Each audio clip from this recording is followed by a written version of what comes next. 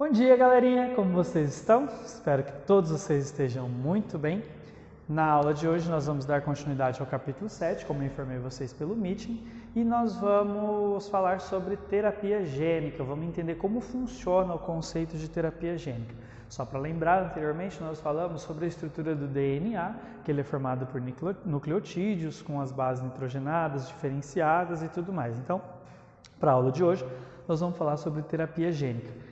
Esses slides que eu estou utilizando, eu peguei eles na internet porque eu achei eles muito completos, eles tinham exatamente tudo que eu queria falar. Então, no final deles, eu coloco a referência de onde eu peguei esses slides, tudo bem? Vamos lá, então, falar sobre terapia gênica. Vem comigo, vamos lá. Então, vamos iniciar com um conceito. Terapia gênica ou geneterapia é o tratamento baseado na introdução de genes sadios com um DNA recombinante. A tecnologia do DNA recombinante é quando eu pego uma estrutura do DNA, quando eu pego um fragmento do DNA de interesse e eu faço modificações nesse meu DNA de interesse. E aí, a terapia gênica consiste na inserção desse fragmento de gene no indivíduo. Como para isso, eu vou utilizar vetores para levar esse gene até o local. Esses vetores são utilizados, para esses vetores são utilizados alguns vírus modificados, tá? E aí, esses genes que eu vou acrescentar nesse meu DNA, que eu vou induzir uma modificação nesse gene, ele vai começar a produzir proteínas corretamente. Tá? Então, a terapia gênica ou tecnologia de DNA recombinante para a terapia gênica, ela é algo extremamente novo. Nós temos aí muitas pesquisas sendo desenvolvidas nessa área, só que é uma tecnologia extremamente nova, muito ainda irá se descobrir sobre. Existem dois tipos de terapia gênica, a terapia germinativa e a técnica somática, tá? Então, na parte germinativa, o gene é transferido para a célula germinativa, ou seja, eu vou fazer a modificação genética dentro do óvulo ou do espermatozoide. Quando o gameta se formar e formar o zigoto, ele já vai ter esse DNA modificado. Ele vai alterar o genoma das futuras gerações, então eu consigo alterar esse genoma. Ela é proibida em alguns países porque os seus riscos ainda são desconhecidos e ela é de alto custo. Essa técnica germinativa é uma técnica em que eu consigo induzir mutações no material genético e eu consigo, por exemplo, escolher as características desejáveis para o meu filho. Tá? Isso daqui é muito discutido hoje em dia, porque até que ponto eu tenho o direito de fazer essas mutações, de escolher essas características. Então, olha só. Essa técnica germinativa eu consigo escolher as características, mas até que ponto isso é bom para nós? Até que ponto essa técnica que deu escolher de selecionar as características como cor de olho, cor de pele, presença ou não de determinadas doenças genéticas é bom? Tá? Algumas delas eu concordo com vocês que seria muito bom. Por exemplo, eu conseguir eliminar do meu código genético a predisposição a ter a diabetes que ela é hereditária. Então, nesses aspectos seria bom, mas ainda assim é muito complicado esse tipo de estudo, gera muita discussão, uma questão de ética e tudo mais. E ela tem um alto custo. A técnica somática, que é a mais utilizada nos estudos, ele é utilizado para uma terapia, para fazer a questão da inserção de genes em locais que possam vir a ter problema. Ela não se torna hereditária, porque eu vou resolver o problema pontualmente naquele local. Ela vai integrar o gene alterado na parte específica. Então, por exemplo, na apostila de vocês, ele traz um exemplo de terapia gênica aplicada a uma doença nos olhos, na qual o sujeito ele tem uma deficiência. Na apostila de vocês traz um exemplo de uma doença na retina, que é chamada de amaurose congênita de Leber. Essa doença, ela faz com que a retina ela não consiga metabolizar a vitamina A. A vitamina A ela é essencial para a manutenção de células que existem na retina, que são os cones e os bastonetes. Esses cones e bastonetes são responsáveis pela captação de luz e de cores. E aí, se vocês interagirem com a professora Patrine, vocês estão vendo lá em física sobre essa questão da dispersão de raios, sobre a questão das cores, Quem vai identificar isso no nosso olho são essas células que ficam na retina. A retina é o fundo do olho, ela está atrás do olho, então a luz ela incide pela nossa pupila, vai chegar no nosso olho e aí lá ficam os cones e bastonetes. Essas células específicas, elas captam presença e ausência de luz e as cores, tá? Então, como eu estava falando para vocês, o olho ele é formado por cones e bastonetes. Essas células elas recebem o estímulo da luz e elas vão passar esse estímulo para as células do nervo óptico, que vão ser levadas para o cérebro para ser interpretadas, tá? Então, olha só, o olho humano é formado por diferentes camadas. A camada mais interna é a retina, que é essa daqui, que é o fundo do olho. E ela é constituída por uma parte sensível à luz, aonde se formam as imagens. As células da retina são capazes de serem estimuladas pela luz, são os cones e os bastonetes, são esses dois tipos de células especiais. Essas células podem ser chamadas de fotorreceptores, um tipo de neurônio que gera sinal elétrico que são transformados em impulso nervoso e transmitido pelo nervo óptico ao cérebro, aonde elas vão ser interpretadas e vão formar a imagem que nós vemos. Tudo bem? Então, essa amaurose congênita de Leber, ela vai atacar esses fotorreceptores de uma forma que eles não consigam assimilar a vitamina A, que é um nutriente essencial para esses fotorreceptores, para os cones e bastonetes. Então, as pessoas com baixa em vitamina A, elas não conseguindo metabolizar a vitamina A, elas vão perdendo, elas não conseguem produzir uma enzima e eles vão começar aos poucos aí perdendo. Ela é uma doença hereditária e ela está associada nas alterações que ocorrem no DNA, como as mutações. Os cientistas já determinaram quais os trechos da molécula de DNA que sofrem essa mutação para gerar essa anomalia. E, para esse caso, são conhecidos 24 genes relacionados à doença até o momento. Então, a ideia da terapia gênica é fazer uma alteração nesses genes que evita um problema aí da visão. A amaurose congênita de Leber, ou ACL, ela causa uma deficiência na metabolização da vitamina A, que é necessária para a manutenção dessas células, para a nutrição dessas células da retina. E aí, a terapia gênica, nesse caso, ela vai atuar especificamente nessas células da retina. Eu vou modificar essas células? Vou modificar apenas essas células, eu não vou modificar o restante do DNA do corpo. Então, ela tem uma ação específica, ela vai interagir com aquele ponto específico do corpo humano. O gene, eu vou forçar a expressão do gene. Então, o que a terapia para esse caso vai fazer? Ele vai inserir um vetor, um vírus vetor com o DNA modificado. Esse vírus ele vai infectar as células daquele local e vai espalhar aquele novo gene. Esse novo gene espalhado, ele começa a integrar, ele vai se integrar ao DNA do sujeito e ele vai começar a expressar a metabolização da vitamina A. Expressando a metabolização da vitamina A, ocorre a nutrição dessas células e o sujeito volta a enxergar. Essa doença da amaurose, ela causa cegueira ao longo do tempo. Então, esse tipo de terapia, ele pode devolver a visão para esses sujeitos. A expressão genética modificada impede a manifestação da doença. Por quê? Eu estou alterando um problema genético do sujeito. Então, a terapia gênica ela é utilizada para enfrentar doenças autoimunes, ela é utilizada para tratamento de doenças que são congênitas no DNA do sujeito, tá? Então, quando eu tenho uma técnica germinativa, eu altero o DNA do sujeito na sua estrutura como um todo, porque eu vou alterar lá nos meus gametas. Na forma somática, eu vou interagir num ponto específico, ok? Vamos falar um pouquinho então do histórico da terapia gênica. A primeira vez que se fala de terapia gênica foi em 1970. Nós temos aí 50 anos atrás, fala-se de terapia gênica que, se nós lembrarmos lá da descoberta do DNA, 1960, ali começa-se esses estudos de biologia molecular, esses estudos da citologia molecular, que vai estudar a célula a nível de moléculas, principalmente do DNA. Então, lá em 1970 foi a primeira vez que se falou. Em 72 foi a primeira proposta que eles disseram que era uma terapia gênica ou genética para doenças genéticas humanas. Foi um questionamento, mas não necessariamente foi a resolução do problema, porque nessa época ainda não se tinha tecnologia suficiente para isso.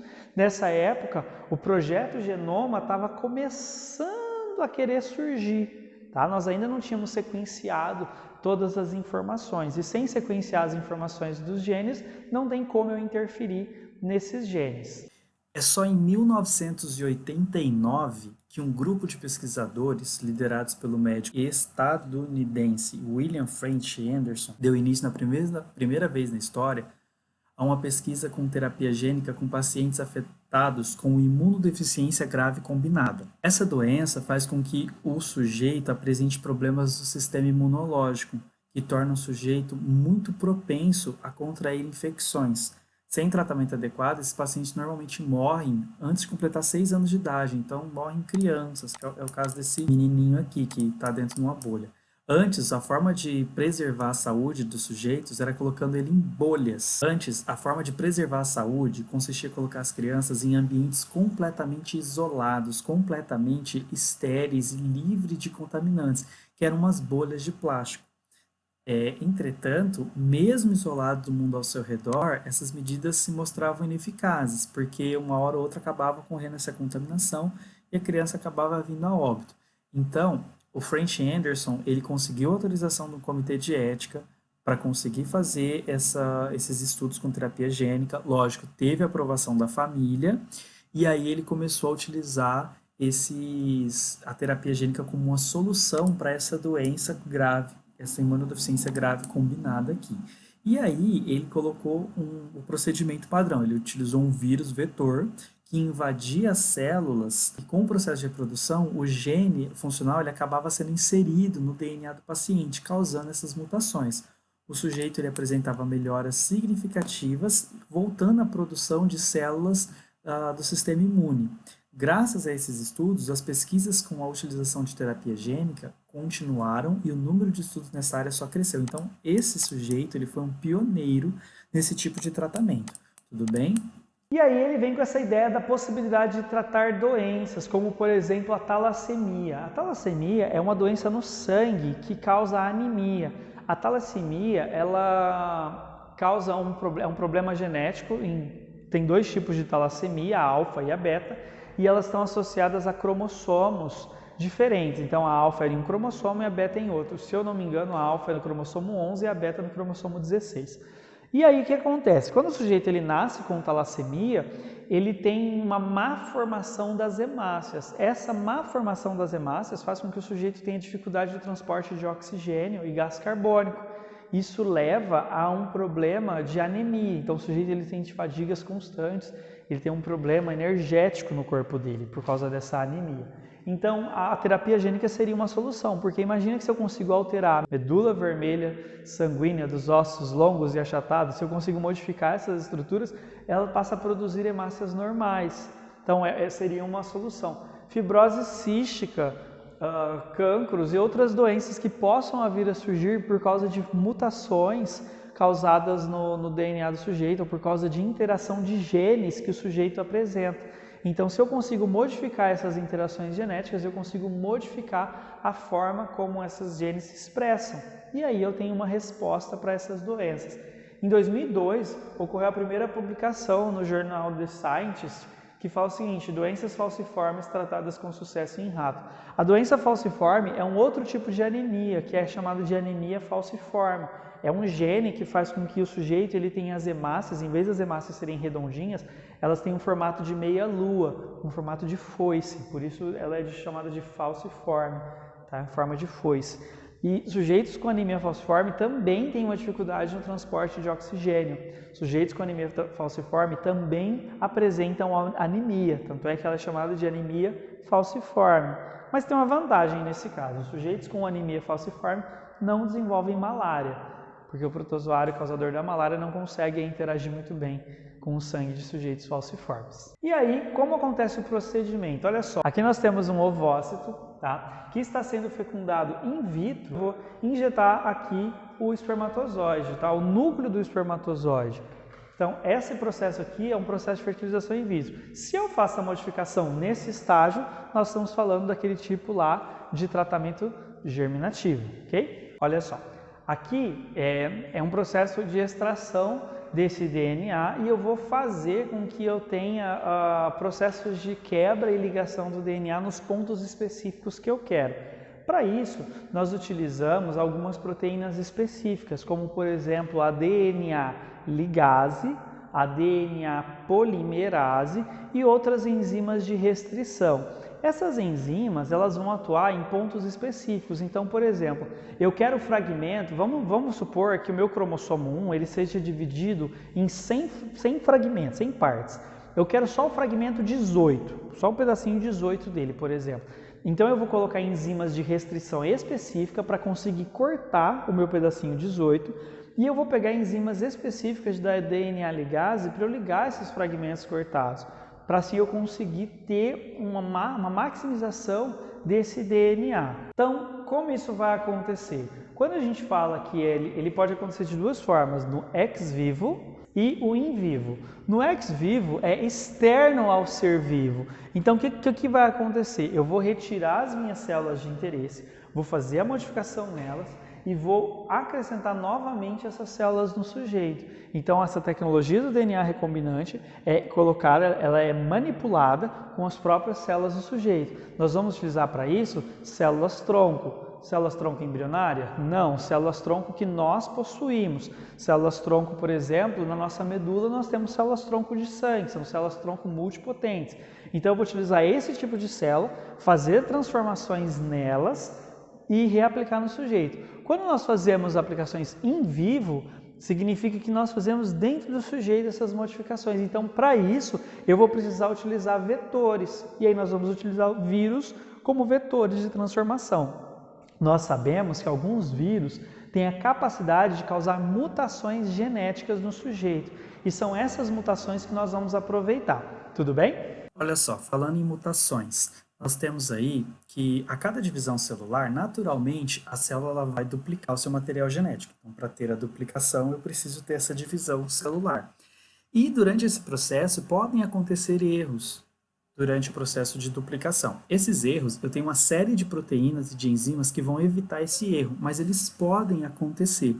E esses erros, eles podem ser induzidos por algumas substâncias externas ao nosso corpo, como, por exemplo, a exposição excessiva a raio-x, aos raios ultravioleta do sol, o uso de certas substâncias, como, por exemplo, o tabaco, alguns medicamentos, tá? Então, as mutações, elas podem acontecer naturalmente no nosso organismo por causa de fatores externos. Como eu estava falando, aqui na apostila de vocês traz o esquema, então, do in vivo e do ex vivo.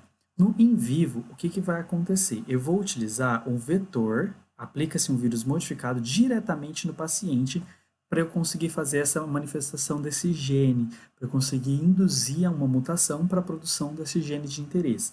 No ex vivo, eu vou utilizar células de um sujeito, eu vou utilizar as próprias células dele, vou utilizar o vetor, os vírus vetores, para indução nessas células, então eu vou induzir a contaminação dessas células com esses vírus, e aí eu vou pegar as próprias células e vou acrescer elas, vou introduzir elas novamente no sujeito.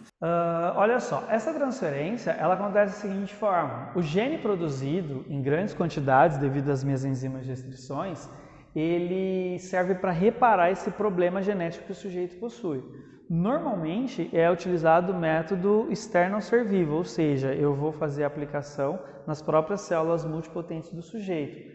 Ambos usam os vetores para transferência até o DNA. Esses vetores, como eu falei, eles são utilizados com vírus. Esses vírus, que são vetores, eles vão causar a mutação daquele grupo de células. E essa mutação, ela é controlada no sentido de que a mutação causada vai ser a substituição dos genes de interesse. Então eu vou retirar o meu gene problemático do sujeito e vou acrescentar esse gene novo. Eu vou fazer uma modificação genética. Lembrando que nesses casos, essa modificação são apenas naquele grupo de células, tá? Eu não estou modificando as células do restante do corpo do sujeito. Nesses casos, por exemplo, se eu fizer o sequenciamento genético e pegar as células, no caso da doença citada do olho, se eu pegar as células da retina que foram modificadas e eu pegar uma célula do meu dedão do pé e fazer o sequenciamento genético, vai dar diferença, porque eu só modifiquei as células da retina.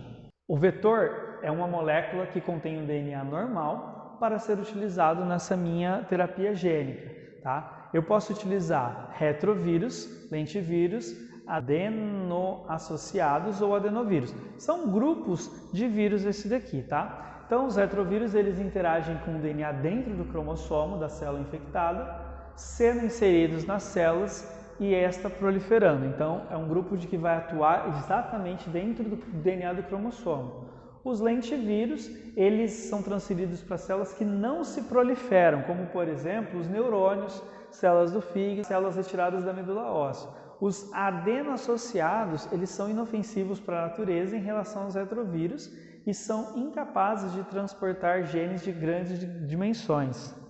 E os adenovírus transportam genes maiores e a sua expressão não dura muito tempo. Então, muitas vezes, a terapia gênica ela não é um processo de cura imediata, é um processo de estou curado. Não, é um processo contínuo. O sujeito, continuamente, fica fazendo esses tratamentos para conseguir manter essa expressão gênica ativa. Okay? Quais os limites, então, para a terapia gênica? Qual que é a eficiência dessa transferência e a duração dessa expressão? A maior parte dos esforços é concentrada na procura de vetores que possam transferir o DNA de modo mais efetivo. Logicamente, nós vamos tentar buscar uma alternativa que seja viável, que seja financeiramente possível, que tenha uma expectativa, que dê expectativa de vida para o sujeito, que ele não precise ficar a vida inteira ali se submetendo a tratamentos. Então, a ideia é que a gente busque longevidade nesse tratamento, que a gente busque uma eficiência. Tá? Inventados e testados uma grande variedade de vetores, alguns dos quais com chances de expressar os genes estranhos a um tipo celular. Então, o pensamento, a ideia dessa galera que trabalha com DNA recombinante é justamente esse, é trazer possibilidades de expressão desses genes de forma efetiva e duradoura. Mas os limites? Primeiro, segurança no procedimento. Alguns desses derivam de vírus perigosos. É necessário ser mantido a critérios de segurança. Se nós pensarmos em vírus, gente, nós estamos vivendo no meio dessa pandemia. Nós estamos vendo qual o estrago que um vírus está sendo capaz de fazer. Então, utilizar vírus, eu modificar a estrutura de um vírus e utilizar ele como vetor, envolve alguns riscos. Tá? Por isso eu preciso ter muito cuidado com que tipo de vírus que eu estou manipulando. A forma de eu modificar um vírus em laboratório, eu vou modificar esse DNA, eu vou utilizar essa tecnologia do DNA recombinante para isso. Só que a gente precisa ter um cuidado muito grande, porque são vírus que nós estamos utilizando. Os vírus, eles são parasitas obrigatórios. Eles, ao entrarem em contato com a célula, ele começa a forçar a produção do seu material genético e alguns deles vão causar essas modificações. Então, nós temos que tomar muito cuidado com o controle desse vírus para ele não fugir do nosso controle de segurança. Imagina você faz uma modificação de um vírus que tem uma taxa de mutação muito grande, você pode levar aí à criação de um novo vírus potencialmente perigoso para a humanidade. Tá? Reações imunes. O produto do gene novo pode instigar uma resposta imune no organismo sobre o tratamento. Pode causar a eliminação de células modificadas geneticamente ou a inativação de proteínas produzidas pelo gene novo. Ou seja, o meu organismo ele pode estranhar aquelas células modificadas e reconhecê-las como sendo células não naturais do corpo, como sendo um antígeno. E aí ele vai ter uma resposta imune, como nós vimos anteriormente, contra essas células. Eu vou ter uma reação imunológica contra essas células. Eu vou ter toda uma mobilização dos meus glóbulos brancos para ataque dessas células, causando uma reação de alergia, uma reação exagerada contra aqueles tipos de células, causando até mesmo pode atacar e destruir essas células. Então todo o processo, todo o gasto que se teve naquele tratamento pode ser inutilizado. Então assim, não é uma certeza, a terapia gênica ela não é uma certeza de garantia. Tá? Muitos estudos ainda precisam ser feitos para garantir que ela seja 100% eficiente. E aí a gente bate com questões de ética e questões de religião. Tá? Por quê? A terapia gênica ela vai bater de frente com a questão de religião no sentido de que eu estou dando ao homem o poder de criação, de escolha das características, até que ponto a religião aceita isso, até que ponto as religiões elas estão confortáveis em entender que a ciência pode manipular a vida. Então, são embates religiosos que precisam ser bem discutidos para evitar esses confrontos aí gerados pela religião, pela ciência e pela cultura. E o outro caso são as questões éticas, porque o DNA é o nosso código enquanto ser vivo, então o meu código genético ele é único. Até que ponto eu posso escolher as características que eu vou possuir? Até que ponto eu posso escolher as características que eu quero que os meus descendentes possuam? Isso levanta muitas questões, porque quem garante que nós não vamos criar pessoas cada vez melhores? Ah, Carlos, mas isso é bom, eu criar cada vez melhores. Só que essas criações são em laboratório. Então, existe um filme chamado Gattaca, eu vou botar depois no comentário do vídeo, eu não sei se ele tem no YouTube, mas se tiver eu coloco o link. Chama Gattaca, ele vai falar justamente sobre isso, que num futuro não muito distante, as pessoas elas são escolhidas a partir do seu material genético. Os empregos são dados para as pessoas com base no material genético que elas têm. Então, se eu fui feito ao modo natural, eu nasci com as minhas imperfeições, por exemplo, eu uso óculos, é uma imperfeição, eu não ia conseguir um emprego num local que eu desejasse, eu teria um subemprego porque os meus genes eles são mais fracos com relação aos meus concorrentes que foram feitos em laboratório e tiveram todas as características selecionadas, escolhidas. Tá? Então, essa ideia de que modificação do nosso material genético, para agora parece uma ideia legal. Ah, eu vou só mudar a cor do olho, eu vou escolher a cor do cabelo. Mas a longo prazo, nós podemos estar criando, entre aspas, super seres humanos. E isso de alguma forma iria prejudicar a nossa forma evolutiva, a nossa forma de ver o mundo. Tenho a necessidade de ter um controle sobre isso, porque também aqui bate muito na ideia de clonagem, na ideia de questão de a forma como nós tratamos a vida. E pode causar mutações no sujeito. Tá? O uso de terapias gênicas, como eu falei, ela pode causar rejeição, ela pode causar alterações no material genético que podem desenvolver um câncer. Então, você está fazendo um tratamento lá para ACL e acaba desenvolvendo um câncer no olho em função disso. Então, tem que se ter um controle, tem que se ter uma ideia de processamento disso, de segurança e tudo mais. Então, essa questão de mudar o que nos torna únicos é uma ideia que até que ponto nós temos essa capacidade. A ideia da terapia gênica, ela tem o seu ponto positivo, o seu lado bom, justamente pelo tratamento dessas doenças. São possibilidades de tratamento dessas doenças. Como eu falei, há de se discutir muito bem para evitar esses confrontos. Tá? A partir do momento em que você deixa bem claro quais são os seus limites de pesquisa, quais são os seus limites de tratamento, ela é uma alternativa viável contra doenças autoimunes, como por exemplo essa doença que eu citei, da ACL, que é uma doença que faz o sujeito perder na visão ao longo do tempo. A terapia gênica germinal, então, é aquela que vai alterar todos os descendentes. Ela tem alguns problemas, como alta taxa de mortalidade, desenvolvimento de tumores e malformações, alterações de embriões potencialmente normais e é irreversível essas ações. Essa daqui, como eu falei, de todas elas, é a que tem maior custo e ela ainda não é uma tecnologia que está pronta ao nosso alcance ainda. Ela ainda tem que passar por muitas melhorias, ela ainda precisa ser refinada a um ponto de nós utilizarmos ela com segurança. E concluindo, as vantagens é que ela encontra-se disponível para todas as pessoas, permite curar de doenças que anteriormente não eram possíveis, ela mantém a imunidade existente no sujeito e o internamento hospitalar apenas dura cerca de 1 mês. Então, ela é um tratamento que está surgindo, é um tratamento viável, é um tratamento acessível a todas as pessoas, acessível até certo ponto, só que ela tem algumas desvantagens, como ela tem um curto período de duração, então constantemente a pessoa ela ainda precisa ficar se submetendo a esses procedimentos, tem uma necessidade do uso da terapia gênica várias vezes ao longo da sua vida, às vezes ao longo do ano. Quando a doença é causada por uma variação de efeitos de vários genes e não por uma mutação de apenas um gene, o tratamento é dificilmente eficaz, então combinações de alterações gênicas são mais difíceis de ser tratados. Pode induzir ao surgimento de tumor se o DNA introduzido no gene for errado ou ele sofrer alguma mutação dentro do vírus. Lembrando que os vírus têm as suas taxas de mutações próprias. Então, apesar das ideias da terapia gênica ser nova, ela se mostra forte, precisamos melhorar consideravelmente a segurança e os resultados apresentados. Ela não é uma cura milagrosa, mas ela tem um potencial para curar muitas doenças que nós ainda não temos resposta sobre como curar, doenças genéticas. Tudo bem?